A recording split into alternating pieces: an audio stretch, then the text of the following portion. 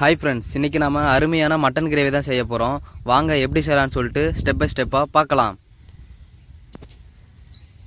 தோல் சீவி எடுத்த இஞ்சி, உரிச்ச பூண்டு, இது ரெண்டையும் சேர்த்து நல்லா அரைச்சி எடுத்துக்கலாம்.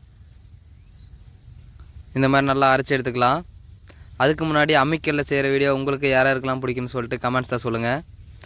அரைச்சி சாந்து எடுத்தாச்சு. அதுக்கப்புறம் காஞ்ச மிளகா, கொத்தமல்லி, மிளகு, சீரகம், இதை எல்லாத்தையும் போட்டு நல்லா பொன்னிறமாக வறுத்து இன்னொரு பாத்திரத்துக்கு மாற்றிக்கலாம்.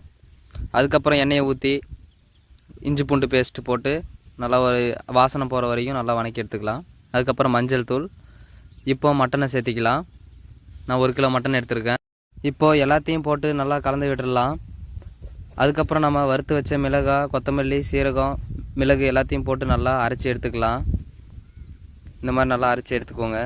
அம்மிக்கல்ல அரைக்கிற சுகமே தனிங்க. அரைச்சி நம்ம சாந்து எடுத்தாச்சு. அதுக்கப்புறம் இப்போ மட்டன் எவ்வளோ வெந்திருக்குன்னு சொல்லிட்டு பார்க்கலாம் வாங்க. இப்போ நமக்கு ஓரளவுக்கு நல்லா வெந்துருச்சு. இப்போது இன்னொரு பாத்திரத்துக்கு மாற்றிக்கலாம்.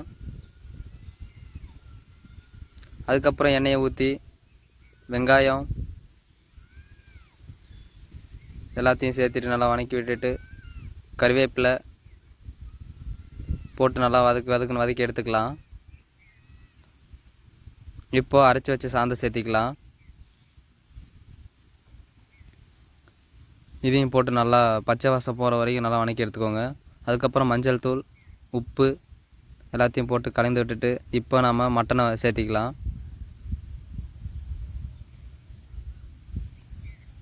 இப்போ அதையும் போட்டு நல்லா கிளறி எடுத்துக்கலாம்.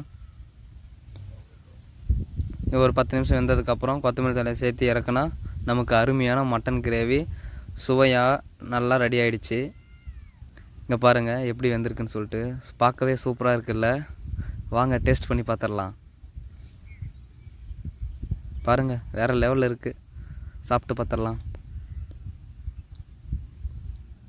சாப்பிட்டு பார்த்தா நாக்கிலே எச்சி ஊறுதுங்க. சூப்பராக இருக்குங்க.